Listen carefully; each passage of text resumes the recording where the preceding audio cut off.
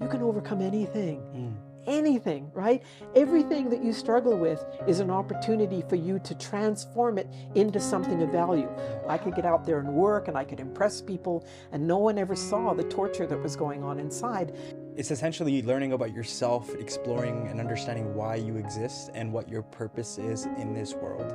When I was introduced to this Buddhism, I didn't want any part of it. It took me 5 years because it was too weird. When I did it, it was out of desperation. Because the extent that you've struggled is the extent that you can help another person. The problem is not what people do to us. Our problem is that we're swayed by it. So everything we're doing is to change humanity. Am I going to do it in my lifetime? No. Am I going to have an impact? Gee, I hope so.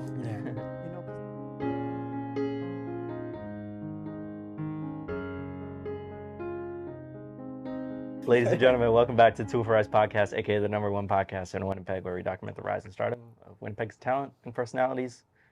Special guest. Special guest. This is a good one. Go for it, Marsh. It's Steve-O's grandma. So we're very honored to have you on the show. Here to talk about Buddhism. Please welcome Maxine Stewart. Hey. Thank you. Hi, Maxine. How are you? I'm great. Thank you. Really well. We were just talking before we started officially recording, and it seems like you have a lot of wisdom and a lot of knowledge just from the 5 minutes that we've been chatting here. Where do we start this journey with you? So maybe because we talked about maybe the origins of the teaching that I follow, or Yes. you want to start with my life? Maybe we get to that later? Yes, let's start with Buddhism as a whole, and give the audience a basic understanding of what it is. That way they know, and that way we know as well. This is something new to us as well that we're learning. So, as you know, it started with Shakyamuni Buddha, who's also known as Siddhartha or Gautama Buddha. It's all the same person, different names depending on where you're from. And he was very wealthy and very privileged.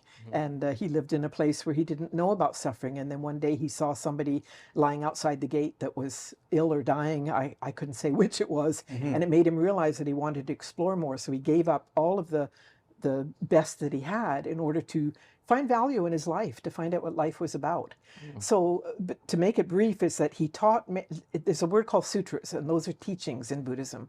And he taught many sutras, and the disciples that followed him, of course, in those times, people who followed him did only that. They didn't have jobs or do other things. So it was kind of a privileged group of people that did the following. And he would teach these different sutras. But what happened was, as he evolved, he was teaching according to the capacity of the people of that age, which was a few thousand years ago. But the last, I think it was 14 years of his life, and don't hold me to that number, he said, everything I've taught you till now has been the truth, but I haven't revealed my highest teaching.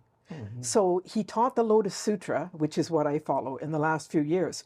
But what happened is, because human beings are what they are, people would look at one teaching and they'd say, well, that doesn't, what you teach in the Lotus Sutra doesn't sit well with me. I like this one better. And they would start a sect of Buddhism. This is probably true with every philosophy that there is. People kind of deviate 100%. Based on their own ego or their own desire to have people follow them. So that's how it deviated. But the Lotus Sutra, in our understanding, was the last, and he said the highest. And what made it different, in closing, is it taught in the Lotus Sutra thousands of years ago that all people were equal in potential. And as you know, even up until recently, women were not equal. You know, so if you had a different way of life, let's say, or you were anything but a male, nobody wanted to hear that you were equal, because people always wanted to be superior. So we still have overlapping of everything, but this is a teaching that says no matter what you follow, no matter what your background, whatever your preferences are in life, all of those things, you still have the same potential to become enlightened. Okay. I think we're just scratching the surface. So would it be right to say then Buddhism is, it's essentially learning about yourself, exploring and understanding why you exist and what your purpose is in this world? Perfectly. Okay. So hundreds of years later, Nichiren Daishonin, just maybe it'll tie into Shakyamuni Buddha, was Shakyamuni said at that time it was the former day. There was 3 time periods: former day of the law, middle day of the law, and latter day of the law, which we're in now. And in the former day of the law, the teaching was probably going to get lost. And then in 13th century, 13th century, Nichiren Daishonin, Japanese, was someone who was at 12, started going from temple to temple, learning about all the different types of Buddhism that there was. And what he learned was he wanted to understand the, how they overlapped. And what he learned from the Lotus Sutra was the fact that what is the purpose of life, I guess, is what both he and Shakyamuni were seeking. And how do you make it? The Lotus Sutra taught that everybody equally had the potential to become happy. And so he, after studying all of the forms of Buddhism, he decided that the Lotus Sutra was the highest teaching. And in the latter day of the law, he was to teach people, now you can access it. You don't have to be a monk or a priest or a special person. There's no hierarchy, right? All you need to do is to actually, the law was called Myoho Renge Kyo. So we chant Nam Myoho Renge Kyo. Yeah. And so the act of chanting, which I can explain maybe later what that does, is what he taught people. This is the name and the entirety of every teaching that exists, right? This is what they call the mystic law, and it's called mystic not because it's magical, but because it's beyond our comprehension. So, as you said, chanting awakens you to activate the wisdom of the universe that lies within each person. So we're all seeking to understand something spiritually, and all the teachings are fine and they're correct, but they very often stay in the realm of theory. And so when you're, sorry, I kind of get distracted there. The Nichiren Buddhism is a practice. It's not just theory. Now, intelligent human beings like us, we want to understand it. Well, why would I do that? Like, what's the point? Yeah. But you don't have to be intellectually capable of understanding it in order to become enlightened. And that's the beauty of it, is that as long as you chant, you can activate the Buddha nature with you. You can understand your connection to all phenomena, but you may not be able to articulate it to other people. Wow. But you're no less worthy. But so it's saying everyone is able to achieve whatever they want. Enlightenment in this lifetime. Okay. Not that they will. Yeah. Not that because we're practicing we will, but the potential to do so is there based on our commitment to our desire to. Is there a guarantee? There's no guarantee of it? Or there? The potential is always there. Potential's there. Because Buddhahood is not a place, and it's not something that only certain people can achieve. It is a potential within all phenomena. And as human beings, we can chant and activate it. But it exists within all phenomena. So whether it's in a rock or whether it's in an animal, everything contains Buddhahood or this mystic principle. But as human beings, we can activate it. We can come to understand it and use it to first to change our own lives. But obviously, in the long run, it's about creating an environment where all people can become happy. So there's always a deeper meaning. So how far you go in this lifetime or not is based on us being human, like I don't want to chant, I want to party. That's how it was when I was younger. I'm not going to reach it as quickly as someone who, as they get older and more compassionate or more passionate, I would say, about changing humanity. That's when they really start to say, what is it I need to learn so I can make a difference in the world? Wow. So how does one start this journey? Like, is it, something that you're born into, whether your family practices Buddhism, or is this something that, you can pick up from someone like yourself, just mentoring, us, for example? Like, how does this journey begin for one individual? It's something you encounter. I think it's almost like life knows when you're ready for it. Right. There are many people who are born into it because I've been doing this, as I said, almost going 39 years. So there's lots of people that practiced when I was younger that have had children and grandchildren, and they learn about it. They know about it. So, so they were born into it. But generally speaking, the average person like me, it's like, when I was introduced to this Buddhism, I didn't want any part of it. It took me 5 years because it was too weird. Like, how are you going to make this sound? Nam Myoho Renge Kyo. You're going to chant and your life's going to change. I don't think so. Yeah. So it just didn't make sense to me. When I did it, it was out of desperation, which will sort of carry back to why I even tried. So that may be something that interests you now. Why were you introduced to it? What was your life before this, and then how's it changed now? Wow. I bet you did not expect that. No, I actually, it's a really important thing for people to know, because I think most people who suffer, which is pretty well everybody, but the degree of suffering, we live in an environment, many of us, where you're taught, especially women, and women of my generation, we're taught that we don't have value. So it doesn't matter what you think or how smart you are, you really aren't ever going to make anything of yourself. So my story is, I was born in England, and I came to Canada when I was 8 years old. And within the first year that I was here, my mother and sister were run over by a drunk driver. So I was motherless quite early. I had another brother and sister, apart from the one who died, and a father who didn't know how to raise them, right? So he remarried to have a mother for his children, and they had a new baby every year, and I was the one that kind of cared for everyone. At 15 years old, I left home. But my message was, my mother dying, the message to me that I discovered later was, the only person who ever loved me left me. And people will not stay with me because I'm not lovable. They will always leave me. But that was on a level that I didn't comprehend at the time, right? So when I left home at 15, I never went back. I also don't have an education because I didn't have an opportunity. So during the time between 15 and I was introduced to this Buddhism when I was 30. But that's when the shit hit the fan, so to speak. Like, my life was really difficult. I never could conceive of being happy. I could never conceive of a life without struggle. And it was that I didn't have any value. Even though I knew I was intelligent, there was still a part of me that says, who do you think you are? You know, that other little voice. The chip on the shoulder. So it didn't matter what I accomplished. I never believed it would ever amount to something. And life kind of happened. But what I've learned since is Buddhism kind of teaches you that fortune is not something that is the luck of the draw. You have it or you don't. You create it or you don't. So the law of cause and effect kind of governs, in our philosophy, it governs everything. So it's not just about I do something good here, I'll get something good there, although that's part of it. It's about creating karma, and we believe that you don't just create it in this lifetime, you might create it in another lifetime. So you're constantly reborn with people, not just the people you love, which was great that you are, but the people that you struggle with. If you don't fix it in this life, you're going to get another chance. So fortune or misfortune is, I remember once telling my daughter, I used to say, you're so lucky, you don't know how good you have it when I was your age. And I was one of those people, right? She'd say, would you rather that I suffered, right? And then I chanted about it, and I realized, if she has fortune in her life, it's because she created it. I didn't give it to her. She brought it with her. So it's kind of this, as you chant, you awaken. It's not an intelligence thing. It's not an intellect thing. It's like kind of set that aside, and wisdom starts coming through. And what happens is your perspective changes.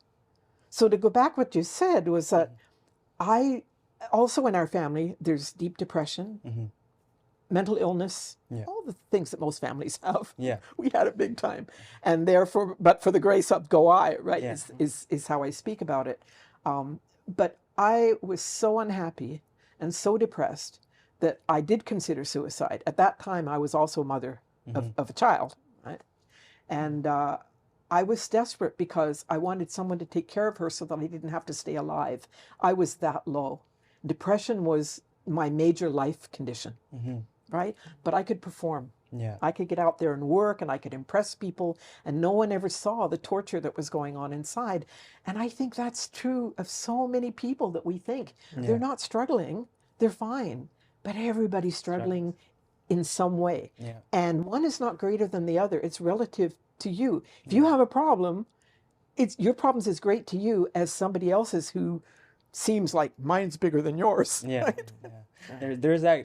There's a quote that I was listening to this one podcast, and they were talking about this aspect of struggle, and they said, you know, if everyone took their pile of shit, the shit that they, you know, struggle with in life, whether that's mental health, depression, or, you know, just everyday duty of one's life, and everyone in the world put it in a pile, you would pick your struggle back up, because you don't know what everyone's going through, right? And so well, thank you first of all for sharing what you've been through in life. And I think, you know, the woman that you are today and what you've gone through is incredible. The journey that you probably had to face, I can't even begin to imagine the challenges. What were some of the lows? Like, I know you talked about depression, but you know, like, was there So that was part of it. And again, most of the stuff that happened was my perception of what life had to give me or what it was about. I mean, Yeah.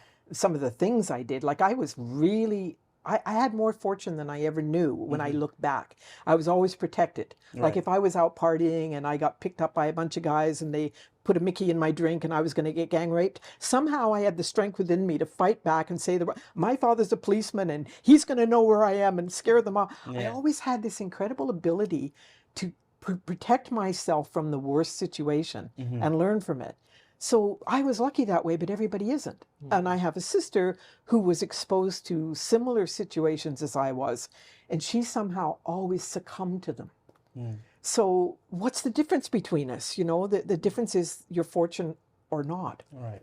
right? Which I find really intriguing. You know, we lived at some point with my stepmother's father turned out to be a pedophile, and he was always trying to get us all out in the barn and mess with us. And I could always fight back, but other people in the family couldn't. Yeah. So there's so much in people's lives that it's not about being good or strong, whatever. It's just the hand you're dealt. And I feel now looking back that I was meant to do something greater. Yeah. And they say that to the extent that you struggle is the extent to which you can make a difference in the world, right? Yeah. And so struggle or obstacles are nourishment. Yeah. And if you don't have them, you can't grow. Like you can stay happy and you can do the status quo, or you may have fortune now, but who knows where the future is. And I'm not trying to scare you, Yeah. but everybody's going to have things that can make you stronger or you can be defeated by them. So do you have the tools? I mean, from 15 to 30, that's a long period of time.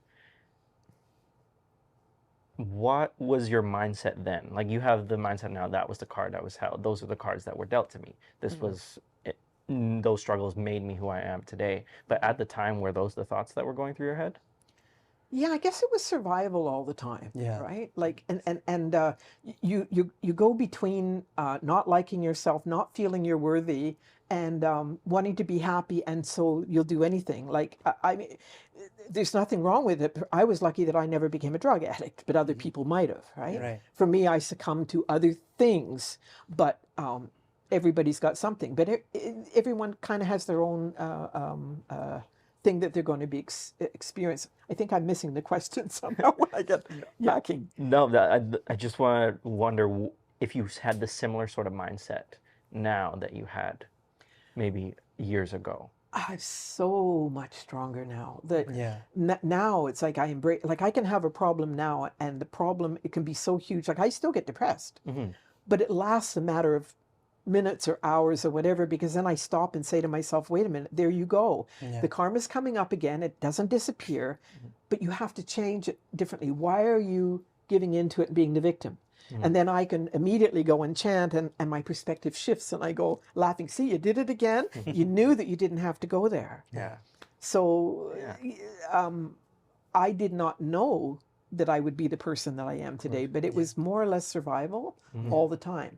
And then once I had a child, and I was always fortunate with jobs because, again, no education, grade 9, that was it. But I always was given opportunities, and I had the wisdom to know whether to say, well, I'm not qualified, but I always felt that I could do anything if they just taught me. Yeah. So I had some amazing jobs, just amazing different career opportunities. And then I had a nervous breakdown before I turned 30. And I knew I was either going to end up in a psych ward, or I could get through the day, but then I would walk and rock and rub my hands and just like, don't fall apart. You're going to end up in the hospital. Not that I ever did. And then I was given an opportunity for a job in Winnipeg. I didn't live in Winnipeg. I hated Winnipeg. I've traveled, across prairies. I've had all kinds of jobs, but that's one place I never want to live. But because I was given the chance, I went, it's not a bad place to raise a child. I'll give it 2 years until I figure out what I want to do when I grow up. This was at 30. Yeah. And one of the first people that I encountered was a Buddhist. And every time he saw me crying and suffering, he'd say, I wish I could teach you how to chant. But he never pushed me. He never tried to convert me. But I kept observing his life. So, and he was a professional football player, by the way, right? And so I would see him, and he'd have like a woman in every port. I wasn't a girlfriend, I was a friend. But he had great compassion for me. And I remember seeing that no matter who he was with, rather than being like a womanizer, I saw him as a person that no matter who he was with, he gave them 100%. Yeah. And if he spent his time with you, he cared. But he cared for lots of people. Yeah. So I viewed it differently. I didn't see him the way other people did. So I realized that he was a really good person and he was trying to share something. But again, it was too weird for me. 5 years later, and he didn't live here, he moved to Montreal. I think he was with the Argos then or something, I don't know. Sure. He's since passed, so. I just woke up one day and I couldn't I explored all kinds of other teachings. Let's just go there. But what I was looking for was something magically that was going to make my life different. I knew I needed something spiritual. Yeah. But the religion and things that I had been raised with, I kept finding were not fitting into the way that I saw life, right? So I saw aspects of them were fine, but there were too many contradictions. And so I had my own issues, let's just say. So I decided I would try all these different things. And then at the last minute, it was like, I'm going to try this thing he told me about, but it sure is weird. And the moment I walked into a meeting with other people there, the community, this philosophy that I had developed on my own, like I take the things that I liked and I created my own philosophy, right? And I walked in this room and all these people had this great philosophy. Yeah. And I resented it. I'd spent years reading and searching and trying to create something of my own based on all the things that made sense to me. And they had this thing called Nichiren Buddhism. It was really weird. So I decided, okay, I'm going to try this practice, probably to prove that it doesn't work. And I started to chant, and the practice was to chant twice a day portions of the Lotus Sutra and this phrase, Nam-myoho Renge Kyo. And I thought, I'm going to try this. I'm going to chant twice a day as they do because they've explained why this rhythm in your life. They weren't very good at explaining what I needed, but it was good enough to start. And within a week of doing that, something shifted. And my perception of the same things that I'd always looked at with negativity shifted. So there was an actual change, but it wasn't something I could put my finger on. I just perceived life differently. And I went, okay, this is a path that's going to work for me. Yeah. So I encountered a path that was good for me. Yeah. So what was that experience walking into, the first time your whole life is you believed a certain thing and now you're walking into a completely new experience, a completely new community, and you're getting introduced this idea of Buddhism. And so what was your initial reaction to, I personally would have been like, oh, this is cool, but like, I don't know if it's meant for me, right? So was that something that, you were kind of hesitant to begin with at the start, or? I think I was resistant to pretty well anything because I wanted, like anybody, I wanted someone to explain it to me and how it worked. And if you could explain it well enough, I would do it. Right. But as someone said, if I could explain it to you, why would you do it? Yeah. So that made sense too. Gotcha. But walking in there, it was beautiful to hear people chanting together. There was a unity of that. But outside of that, it was ordinary people. And so it took a long time, but it was my desire that no matter, I was taught, you don't have to like everybody, but you have to be able to sit next to them and chant. Yeah. So you don't get to pick. So the understanding came slowly, but it was always about the perception of me. And I was in a job where I traveled. So I drove the prairies. And if you've ever been on a long trip in a car, you start off thinking about something and you're dictating the way the thoughts go. And then as time goes on, the thoughts start having a life of their own. Yeah. Right? And that's wisdom because it starts to flow without any effort. You're not controlling it. And so a lot of what I thought about based on what I'd read or studied started to come through on these long road trips. I had such a great opportunity because I would drive 8 hours at a time. Yeah. So that was a real asset for me as well. Yeah. What is this chant? And what does it mean? And okay. So Nam-myoho Renge Kyo. So Nam comes from Namu, which you'd be familiar with, which is devotion. Yeah. Myoho Renge Kyo is, and it can be, I'm trying to keep this simple. Sure. So Myoho is mystic, Renge is cause and effect. Okay. It's like the lotus flower lives in a muddy swamp, but it can't blossom without the mud. So that's sort of a way of representing life. And then ho is a sound. So you can have books and books on what Nam Myoho Renge Kyo means, but basically it's been said that it's the sound of the universe that's depicted in this phrase. See if I'm going to do this as simply as I can.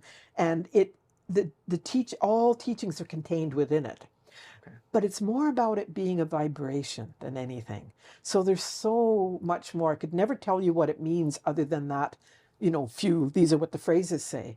But it's the doing it. Like when you're chanting it and you're doing it with a group of people, it has a frequency of its own. Okay. So I have this kind of scientific way of trying to explain Buddhism because people like it better than the traditional. And it's and I kind of got it from a TED Talk that was explaining that everything in life has a frequency. Right. So no matter what, whether you see it or not, everything is moving, right? So when you have, say you're negative, you have a low frequency, you constantly attract things at at that frequency. So when shit goes down, and then you see, I knew that was going to happen, and it happens. Yeah. Because you're attracting things at that frequency. When you chant Nam Myoho Renge Kyo, what you do is you raise your frequency. And when you raise your frequency, you start attracting things at a higher frequency. So what you're doing is you have a way of exerting yourself to be able to attract the universal sound, wave, whatever. Sure. And that's, so Nam Myoho Renge Kyo is the highest, is the teaching of everything, of being in sync with the universe. So you can think about it as planets, and I often, when I chant, think about being out in the universe, and I'm part of it. We all have our own way of doing things, and none of these are taught. They're just things that come to you. But doing it and doing it frequently, you raise your frequency. That's why the change in perception, because you're drawing things to you differently. So it gives you the power to change your life. So it's human, and it's not like I do it all the time. I'm not a perfect. We're not doing this so that we live happily ever after. It's this is just a portion of it. Right. And I screw up all the time. Like I can be judgmental. I have a big ego. I can be negative. But I am self-aware. Right. And so that's what's taken years to come. And I can sort of perceive things, or kind of, you know, people come and they're struggling. I can perceive their problem in a different way. And without telling them what to do, maybe indicate to them another way of looking at it, which motivates them to want to chant, because most people don't want to. Right. So would you say that more of this is just about positivity and, like, you know, just changing, having a different perspective on the way the cards are dealt in your life? Like, for example, you know, I could be like, Robin, think more positively. And if he does that, is it the same? No. Same thing? And I was going to say, if it was as simple as positive thinking, we wouldn't have to do the practice. Right. And we can all make ourselves think positive. And that's what we tell all our friends. And I think it's great. Nothing wrong with positive thinking as opposed to negative thinking, but it's so much greater. And so again, you're in sync with the mystic law. And remember, mystic means not magical, but beyond our comprehension. Right. So it's activating that mystical nature of life that exists within all phenomena. But if I could explain it to you, I'd be great. There's probably people that could do a better job than I will do. Right. But basically, no, you have to activate, because what it means to me is not what it's going to mean to you if you were to do it. Right. Right? The perception in your life is based on your life and your situation and your karma and your environment. And every person is unique. So it's not a standard. The practice is, but what you get out of it is not standardized, or else it just wouldn't be any point. And then when ultimately, because the ultimate purpose of all this is, first you start seeing the part you play in your life, and so you start being able to change yourself, even if it doesn't stay, you know, you have that power. But ultimately, when you change, just like being here, you have the opportunity to change your environment. And we don't, when I say we, I'm talking about Soka Gakkai, right? It's not about converting people at all. Everybody's got their own path. But if you encounter a path that works for you, then, sorry. I had one of those brain farts again. No, that's okay. They come frequently. It's part of the age. Forgot what the question was now. It was more about like just like thinking positivity, like if that's the same thing as like Right. chanting, essentially. Yeah. Yeah. So it's not, but again, the chanting will activate that thing within you that you need, which is called Buddhahood, and Right. so it's individual to you. But I remember where I was going with this is ultimately when you change, your environment changes. When your environment changes, ultimately the goal is to change humanity, and it's a pretty big one. So everybody talks about world peace, right? Yeah. But there's no such thing as we're going to live in a world where there's no more problems. Yeah. World peace is about changing people's way of thinking, like in a natural way, whether it takes generations to do.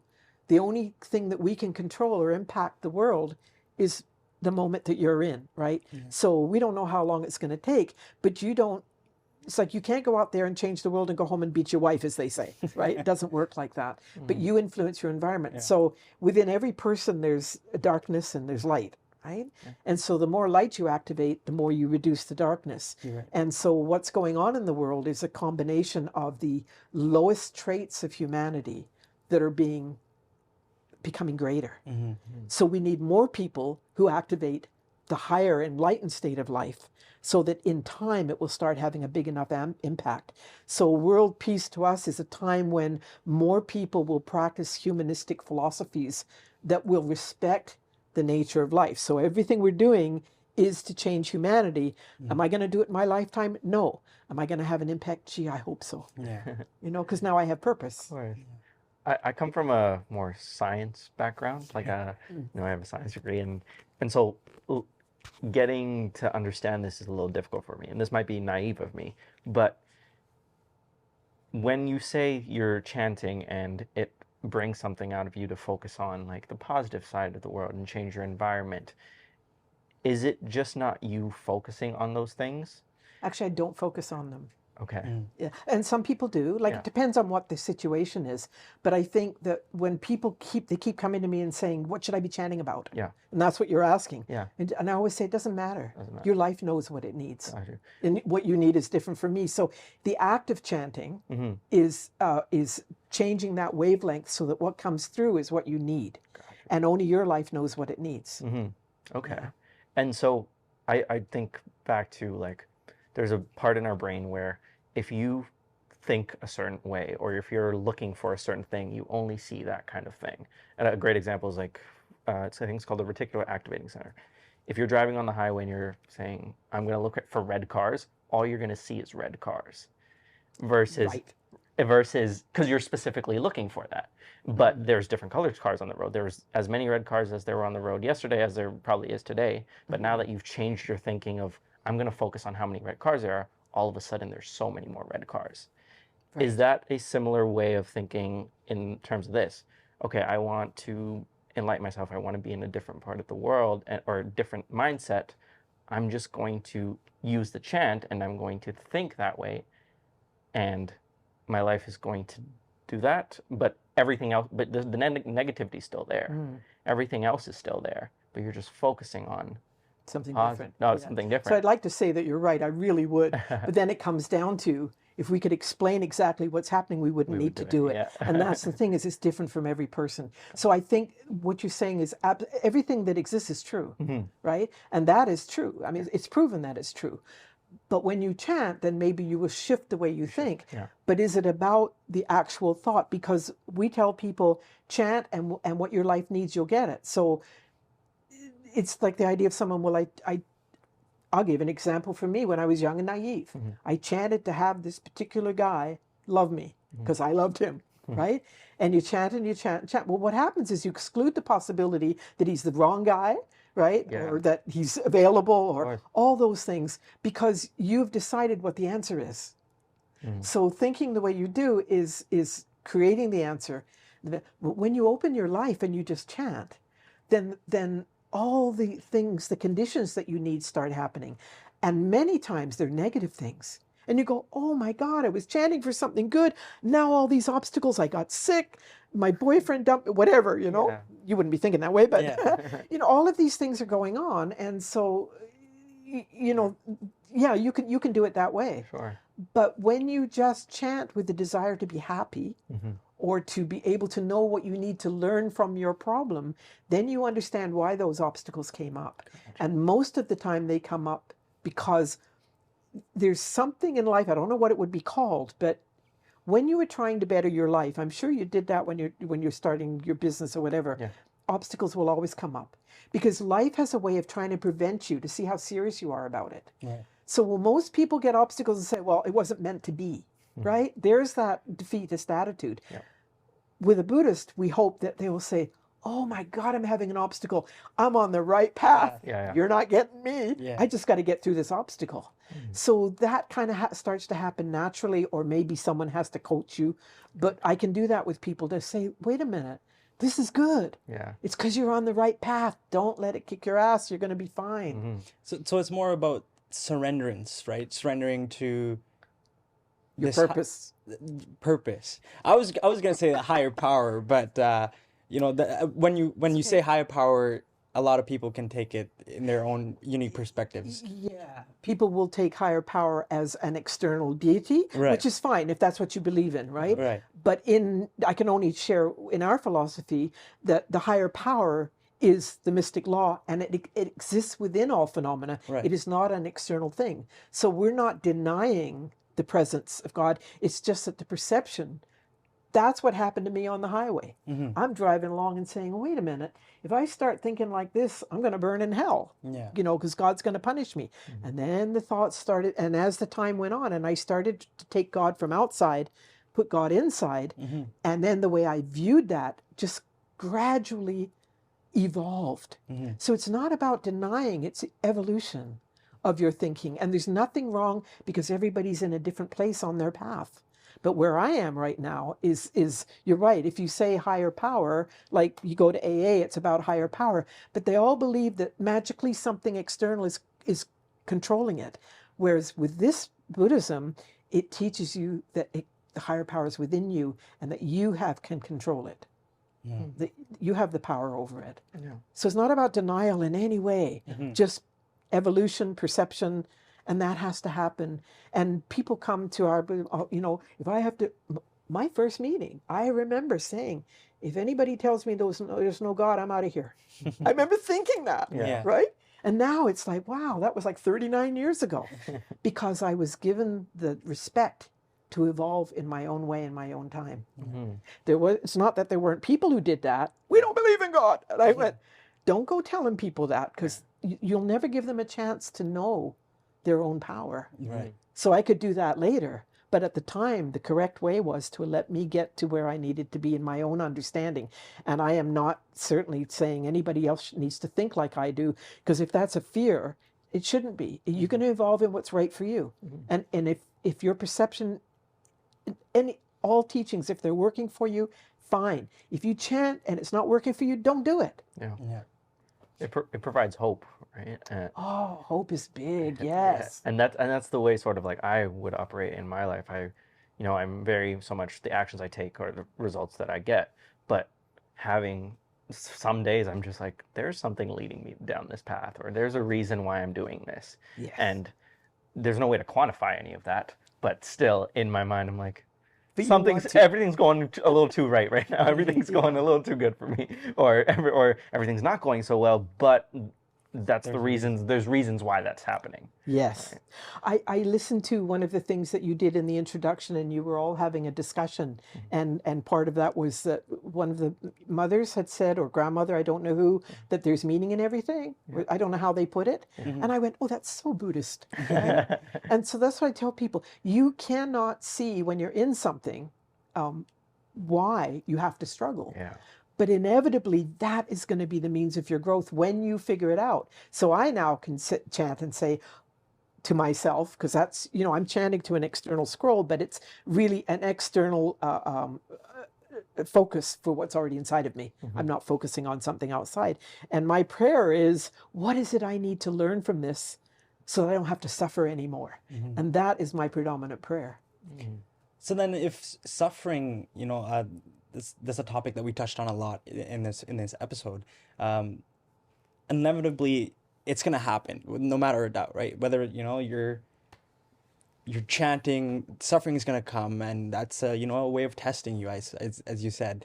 Yeah, But life. and so my question is then, what is the ultimate purpose of life then? Is it to be enlightened, to connect to higher power, or is it to discover your purpose, whether that's through religious beliefs or Buddhism as well? Like What is the purpose of life? what if Shakyamuni, what did you learn? Yeah. What were you going to say? You said being happy, right? Yeah.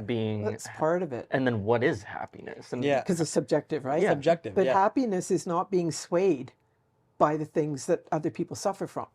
So when I'm struggling with something, it's not about, I want like a boss. I don't want to be with that boss anymore. Like it's not, why do I keep attracting the same boss? Happiness is not being swayed by your environment. So happiness only can come from within. It can't come from stuff. Is very subjective, very, it's very temporary. Yeah. There's another thing in this form of Buddhism that talks about the 10 worlds or 10 life conditions, and they go from hell to Buddhahood. And hell is not in Nichiren Buddhism, hell is not a place, it's a state of life. Right. So the lowest state of life where you want to kill yourself, that's hell condition, right? The highest is Buddhahood, is enlightenment, which to me means to understand the relationship of everything, of all phenomena.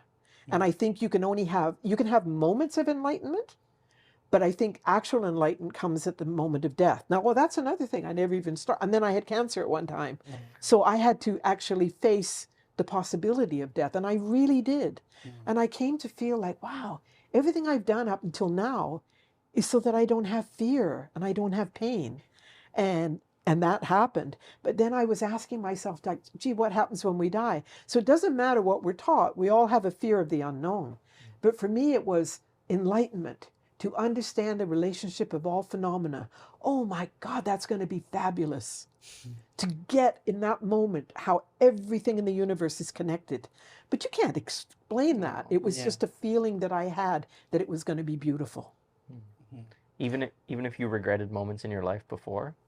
Well, and I started talking to you about the 10 life conditions. The 10 life conditions is you're always fluctuating through all of them. Shakyamuni Buddha was a human being. Nichiren Daishonin was a human being. Everybody fluctuates through all of these life states. The lower life states like greed and anger and hell and even the one called rapture is when you get what you want. These are all the lower life conditions. And that's what's screwing up the world right now, because people, they're moving around in the lower life conditions. So the higher ones, you say, they're saying, if you live your life to fulfill your mission, whatever that is, everyone has their own mission. We don't necessarily know what it is, right? But to create value with your life. If I take my life and do as much as I can to create value, then the life condition, I will die in a higher life condition and I will be reborn in a higher life condition. So you live your life based on, I have lots of regrets, but because I'm using those regrets to help other people understand, that's human nature. What's important is that you learn something and create value with it. So the stuff that you've been through, you don't use it to sensationalize. You use it to encourage another person to say, you can overcome anything. Anything, right? Everything that you struggle with is an opportunity for you to transform it into something of value. Well, how do you transform cancer into value? Well, for me, it was to understand, not to be afraid of death, to know that you don't have to suffer. Your life condition can prevent that. I went through a cancer that should have killed me. It killed many people, but I never doubted that. And then the epidural fell out like hours after the surgery, and I won't take heavy drugs because they make me loony. So I did the whole recovery on Tylenol, and not Tylenol 3, regular Tylenol. And I'd say to people, that was uncomfortable, but I never knew pain. They said, they took out your stomach and they took a quarter of my stomach and a third of my, Liver? Pancreas, yeah. And they took intestines and they took all kinds of stuff and then put it all back in and sewed it back up and still I was fine. I got out of the hospital in 5 to 6 days instead of 3 weeks, and I didn't suffer. And I went, this is because everything I've done in my life up until now, the last at that time, 33 years, because this was 5 years ago, the last 33 years of my practice of moving forward has been there at the crucial moment. So you don't know when it's going to be there for you. So it encourages you to live your life well, to the best of your ability. But there's no judgment in Buddhism. There's no, I mean, you don't judge yourself. You go through that, I'm not worth anything, poor me. And it's like, get off it already, you know? This was an opportunity for you to learn something. You're so lucky. Because the extent that you've struggled is the extent that you can help another person and really understand them, you know? So when someone goes through something I went through, abortion when I was a teenager, anything that women can go through, I can say to them, I honestly know what you feel. And it sucks, but you're going to be fine. And then how would you, I've been there. You can't tell someone you understand when you don't. So you have to experience. I told you I yapped a lot. Well, no, it's the yapping is wisdom, right? It's life experience which we value. So it's amazing that you're sharing this all with us. You talked about the cycles of life, and like, you know, there's higher cycles, and there's lower cycles, and we also touched on the idea of, you know, sometimes if you know you don't make peace with an individual, maybe you're gonna get that individual in your next life. So my question would be: is it a continuous cycle of life where, you know, you're always reborn, or is there ever a period of where, let's say, life after death? Are you always continuously reborn within? In our Buddhism, you are always continuously, life has no beginning or end. It's eternal. Okay. Right? So now I don't know if we're born here or on another planet or in another universe. I couldn't answer those questions. It's up to what each one of us thinks. But we don't believe, I mean, other Buddhism teaches that you're going to go to the Pure Land. So everybody's waiting to go to heaven and be met by somebody.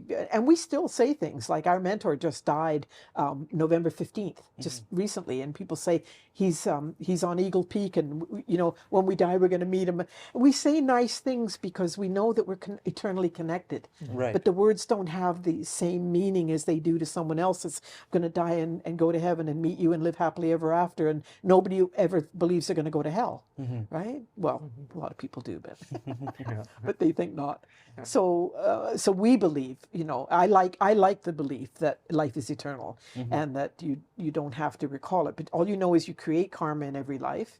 And so if you want to know, we don't have to worry about past life regression. People like that, right? It's an escapism for them, and that's great if they enjoy it. It's like getting your cards read, you know. But you know when you encounter people that you're connected to them, because we're actually connected to all. There's a saying in one of our, we call them Gosho, other people might call them scriptures or something, and it says that all people have been your mother, your brother, your father, your sister, your wife, your child. That's the eternity of life. We've all had these connections. And if we need to learn from each other, we will encounter each other in this life. Wow. And maybe we won't for several. I'm not sure how it works, but it's just whatever makes me feel good about it. But I like to feel when I get on a plane or something and I look at people I used to like one or two say they look familiar. Now it's like everybody looks familiar to me. I feel connected. Like I've known them for a long time. I wanted to ask, what is your view on people who are struggling but choose to put that pain on other people? Like there's a saying, hurt people hurt people. Yeah. People who are hurting inside, who are going through their own versions of struggle, tend to put it on other people in other ways. It could be physically, it could be verbally, it could be just the way that they act. What is your view on those people who, you're saying anyone who has the ability to struggle is also the ability to help and better humanity. But what about someone who's in a very, very tough spot and doesn't see that hope in humanity? Yeah, and that's where they are in this life, and it's like they, you know, I mean, we can chant for anybody, and we can have an impact. We can't change their life, right? But if it's someone you know and care for, to me, the simplest thing is chant for their happiness. And if you even plant the seed, maybe in one lifetime they're going to start self-reflecting. But people who hurt others are externalizing their own pain. So people that are alcoholics and drug whatever, we always know it's nothing wrong with the person. The person is externalizing their problems because they can't face what's going on inside. So it's kind of like a therapy in a way, right? You have to understand what's going on inside of you. So the people that do that, the problem is not what people do to us. Our problem is that we're swayed by it. So our prayer becomes, don't let me be swayed by that person who pushes my buttons, because they're in your environment to teach you something about you, not to change them. And I've had this conversation so much with my grandchildren, right? And still I have trouble always implementing it. But expectations, we all know. You have expectations of others. We dump them because they don't fit our expectations. I have people within our organization who expect things from me. But if I adapt to what everybody wants from me, I lose who I am. So people don't like me necessarily if I'm too straightforward. Others think it's great. Like, I love how straightforward you are. So the thing is, when a person's struggling with me, I want to encourage them, but I may not be the right person. I need to get them connected to someone that they respect and trust, and I'm not that person, right? But the bottom line is that person that connects them has to say, why does Maxine push your buttons? You need to chant to understand what it is that you need to see about yourself, because she impacts you. So those people have a role in our life. Gotcha. But how can we help them? Yeah. You can't tell them this is about you, not about me, but your problem is not them, your problem is you. So this internally, it's all just learning about yourself, understanding yourself. Got it. And just how we connect with the world in its sense. Yes. Okay.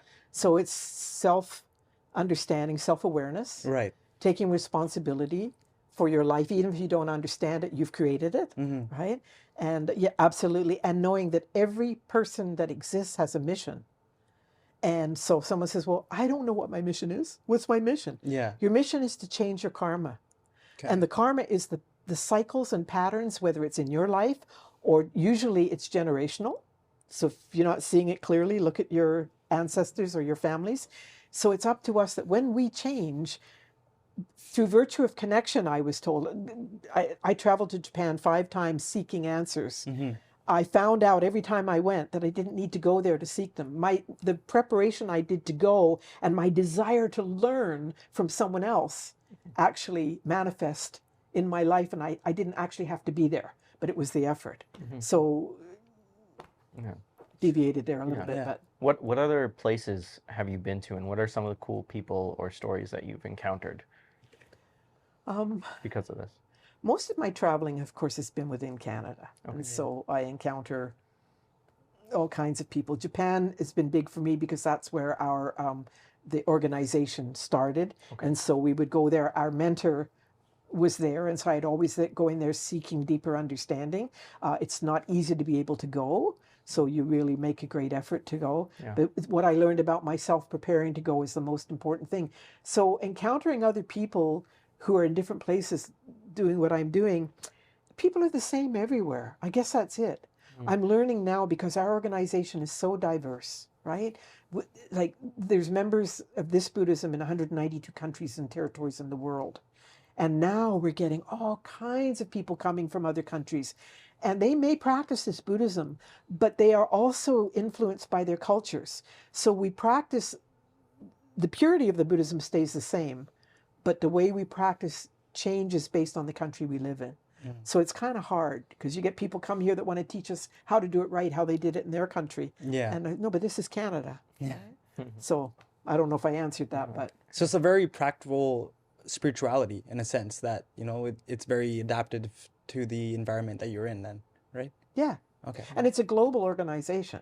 Right. So everybody practices it everywhere in the world and adapts it to their own situation, right? But ultimately, because I know our time is getting low here, ultimately the purpose is we change ourselves because we want to change humanity. And the only way to change humanity is to change the hearts of people. And the only way you can do that is to change your immediate environment. So this is your forum for change, to be able to get out there and teach people about many different things. Everybody has their own mission, and their mission is to change the things that they struggle with. And you know, you said that, you know, what have you come from and how did you get where you are? That's all part of us living our mission. It's just following a path and not succumbing to negativity, and it's the hardest thing in the world is not to judge others. And one of the things that I was taught recently, I'll make it quick, was we were told one of the leaders, there was a headquarters video recently, and he was talking about the change for my generation, how difficult it was because everybody was learning now online. And that when you go online, he said, you go online with people that think like you, that believe in the things that you believe in.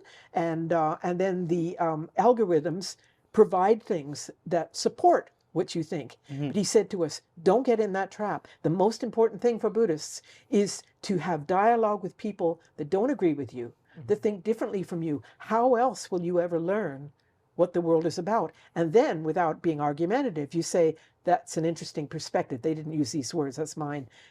I have a different perspective. And now you engage in dialogue. Now you understand people differently that were absolutely out of your realm of comfort because they didn't fit into your little thing. So we've been told, use this new technology to learn. You have to expand yourselves, especially as you get older. Nice. My demographic has a great deal of problem with change. Change is vital. I like the idea that you brought up with social media, because we're on social media 24/7. It's a ever dynamic world that we live in terms of social media. Yes. Everything's changing in a matter of seconds. And so when you see individuals posting highlights of their life, like, I'm in Mexico on a beach and it's -45 in Winnipeg, and I'm like, why am I in Winnipeg? How does one go with dealing with that situation? You say don't surrender to the negativity, but how do you actually implement it so you understand that I'm on my own path and this path is the right one? Because there's no right one. And if you use that to try to convince that other person that you're right and they're wrong, then everything I just said goes out the drain. That's why we need dialogue. We need to understand that someone else's perspective is right for them. It may not be right overall, but because they have a different perspective, we try harder to have a positive influence. But we still have that nature, and me too, that says, you're wrong, I'm right. And we want to change them. And that's why we dialogue, to understand people, because once you know their life, you know why they are the way they are. And so make friends, not with people that you like. You make the friends with the people that really push your buttons. Find out their story. Just what you're doing here, you guys are doing great. Find out their story, and then you will understand them differently. And that's the beginning of changing the world. And for me, it's all about your generation. The next generation, humanity's got to change. It's in your hands. I could be around 2 more days or 20 more years. But we know that that's a possibility. Yeah. So how much value am I going to create? That's why I'm here in the short time that I have left. That was going to be one of my questions as well, in terms of, should you surround yourself, there's a saying that people say, like, surround yourself with the people you want to be like. And you are a accumulation of the 5 people that you surround yourself with. If you have similar sorts of mindsets, if you're trying to go anywhere, whatever circumstance you are, your close friends, that's the way that you're going to experience life, and those are going to impact your thoughts and your values.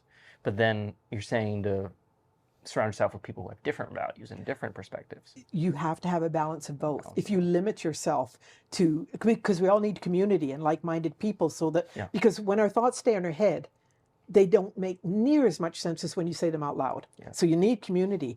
But if you limit yourself to that, the world will become closed off. There will be the 2 banks, us and you. So you have to also explore and understand the others and then use your community to keep you on the straight and narrow. But then I'm saying that like you're going to find fault. You can't fix other people. Your expectation that what you have to say is going to change them, even me now, it's not. If someone does not have a seeking path, and they just want to, at this point, live their life of filling it up with stuff, like that's their mission in this life. Now, their purpose is to help me see that and not compete with that. So a person who pushes my buttons is my greatest asset, because it makes me chant to understand, why am I bringing that out of my environment? What is it I need to learn so I don't judge them? Otherwise, I'm just like them. But these things happen naturally. And it sounds like great wisdom, right? But as you evolve, as you get older, you will look back, hopefully.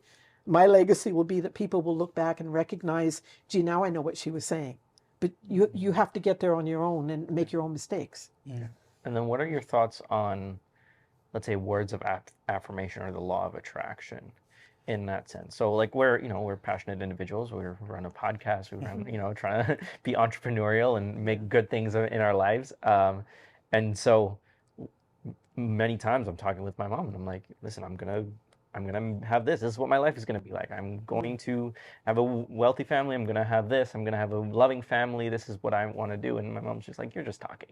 You're just saying things. Never let go of your dreams. Right? Like those are my dreams, and those are something I want to achieve, and I'm verbalizing those. So for I don't know what reason, but if you see that you're going to live happily ever after and never have any problems, you're deluding yourself. exactly, right? You're delusional. There's delusional optimism. But you have to aspire to something, right? And so affirmations and all those other things that one has, they're fine if you don't make that, your object of worship, let me put it that way, right? If you think I can just, it's so much easier, I can just do it this way, or I can follow, and that's what people do is, I don't want to practice this, like, I want to be buff, but I don't want to go to the gym. Exactly. Right? You have to put in, you have to, the effort that you make is what you get out. And so if you limit it, then the results are going to be as limiting, and that's fine. There's no wrong. It's just that one day you'll look back and say, damn, I got the wife, I got the kids, I got the money, and how come I've got this problem? Because they both exist. Good, light, and dark, they exist within everybody. And which one are you going to let dominate? And then what tools do you have to quiet down the dark and bring out the light? And that's why I chant every day, because the moment that I get into that place, and I'm avoiding chanting, and then I'll go, there you go, you know what you got. And the moment I sit down in front of my altar and chant, within moments, it's like everything shifts. I go, like, why do you avoid it? Because I'm attached to suffering. There's a thing people have. It's called attachment to suffering. Why? Because it's a familiar place. Right. People want to stay with what's familiar. If you try something new, what if it doesn't work? Oh my God. What if I lose myself? No, that's true. So in the journey of life, there, we talk about this often on the podcast, and we always say, when the moments are high, they're the best things in the world, right? We get 1 like on the video, we're so happy, super pumped. But when the video gets no views, it's like the worst times of our life. And so we like to say that, this life's like a roller coaster. There's constant ups and downs, right? That's a wavelength. Right. And so is there a way of maintaining that wavelength so it's... How do you separate yourself from the feelings? Like how is there... Of like, this is great, this is bad, I should just stay right here. Yeah, because I mean, I don't think there is a way. I think you need the lows in order to inspire you to go for the highs. But it's like when things stay high, you get too cocky, right? Right. Like everything's going to... So you need that to keep you... grounded. Gotcha. Yeah. So... but it doesn't matter what you're going through or how great it is. It's not, it's temporary. And no matter how low it is, it's temporary too. It's like you're in this part now, but you're going to come back up. You're not at the top yet. When you get to the top, it's going to go back down again. I have that visual all the time. It's the saying that this too shall pass. Yes. Absolutely. Yeah. Life is not predictable. And if we're looking for answers that are theoretical, we want the right book and we want the right thing, right? But if you don't put in the work, that's what I learned, is that if I don't chant, then my perception is off and my life is off and what I'm attracting is off. When I do, that's my tool, right? Then I know that I can elevate it and I see it differently. And what is the difference? It's the difference in my actions and what I'm bringing forth out of my life. And it feels good too, if you make those actions and good things happen, you associate it with the actions, and it's kind of like that constant loop of, I'm going to do this and this is probably what's going to happen. Another one question I have is about happiness. There's a lot of people that will say, and me included as well, oh, money gets you happiness, this gets you happiness. But I had this realization recently. I went on a trip down to Florida to see my family. The true happiness that I felt was with the relationships that I created with the people. Would you agree in that similar sense? So the concept that is closest to that I have is there's 2 kinds of happiness, absolute and relative. Okay. The stuff is all relative happiness. It can be taken away and your happiness goes with it. Absolute happiness is that unshakable core that you build that is not swayed no matter what's going on in your environment. Whether you're dying of cancer or whatever, you, at that crucial moment, it clicks in and I have absolute happiness. It was just waiting for the right moments to appear and I wasn't unhappy. So what you want is absolute happiness, not relative. And that's the question. That's a great way to, I didn't know those terms. So it really does separate the 2 terms. Just sharing my language. How does one go about finding their absolute happiness? Is there I only know chanting Nam-myoho Right. Renge Kyo. I mean, people are always looking out there for everything, right? So you can go just like Shakyamuni did. He went Yeah. outside the gate looking for it. Right. And then then he sat under the Bodhi tree and he got 49 enlightened days. and he Yeah. recognized it was internal, but how did he share it? It wasn't his time in the former day of the law to teach it. He understood it and he wrote the sutra, and people didn't want any part of it. And then as time went on, then there was people that came along in the middle day of the law and they put everything in a kind of a book form. I forgot what they call it, but they formulated it in all the monks and that. And then Nichiren Daishonin came along and said, I'm the Buddha for the latter day of the law, because now people are ready for it. Now I have to teach them how to use it. And he taught Nam-myoho Renge Kyo. It had always existed as a, you know, whether it's as a phrase or whether it's as a wavelength or whatever you want to call it. It's always existed. But if people aren't ready for it, you can't plant that seed. Right. So when the seed is planted and you're ready for it, you're looking for that tool. You can meditate and you can, and that works for some. But to me, that's relative. But I don't know that because I don't meditate. So I don't want to badmouth anything, right? But if you really just trying to get rid of everything and just feel good, that's relative, right? What you want is to be able to activate your higher nature that connects to everything in the universe, that will make sense of your problems for you, because I can't tell you what those answers are. I'm only sharing with what works for me. So then how does one go about creating greater change in this world? I know there's I've been influenced these past couple of months by the aspect of leadership. And so how to create and influence people to not only believe in a certain mission, but, you know, believe in themselves and live up to their fullest potential. So how That's what I'm doing. So how does one go about creating that massive change in the world to ultimately, you know, creating this world peace? It's never going to happen overnight, and that's what I'm saying. The only way you can do is what you're saying is absolutely perfect, but you can only do it in your environment. And those people that you influence hopefully will go out and they'll all influence 5 people, and those 5 will, you know what I mean, and so on and so on. The rule of 5s. It's a slow process, and time is relative. Right. So you can't change the world, but you can, because you have to change your environment, and it starts with you. But if you're only doing it so you'll be happy and fuck everybody else, the world won't change, because you practice for yourself and others, but the only way to practice for others is to first find your own path. Yeah. And you're doing fine. You guys are exploring. You're doing it. Yeah, I mean, like I told you at the beginning of the episode, this is our way of being curious. You know, this is our way of maybe even talking with different perspectives, like you were mentioning, just talking with people who maybe we wouldn't interact with or just cross paths with naturally, but being able to hear those words and hear the different point of view, it just opens our minds as well, perspectively. If you can do it openly. Yes. If you're not just being egotistically, I'm being a good person because I'm listening to this 100%. screwed up asshole. 100%, 100%. Right? Yeah. I mean, you have to figure that all out too, but you do have to, you can't do it by only staying with like-minded things. You do have to open the possibility that there's other ways of looking at things, and they're not wrong. They're just, and you know, there's people in the world now, we don't know why they think the way they do and support who they support, whatever that means, but that's the path they're on. And they're the ones that are challenging us to be better, because maybe the world is not going to be like it was. It certainly doesn't look like it. I think since COVID, it was the beginning of a new era. Myself, I don't know what that means, but I know something shifted, and it's happening very quickly. 100%. If you had to give a piece of advice to us or anyone who is listening, that on the journey that they're on, whether it's good, bad, whatever struggles they're going through, what's one piece of advice or one sort of saying or something? Find someone that you trust, that you can share anything with, and that person, let that person be there for you. And hopefully it's not someone who's going to tell you what to do. It's going to be someone that's going to help you really consider what it is you need to look at. So I think everybody needs, I was going to say a mentor, right? Somebody that you trust, that you can go to, and that knowing that person's desire is for you to grow and evolve, not to control your life. It's beautiful. Yeah, I think, I can't even, I don't even have any more questions. I think that way over time. This is, I would sit here the whole night and chat, because I love chatting, and Is there anything that you would wish that we had asked you?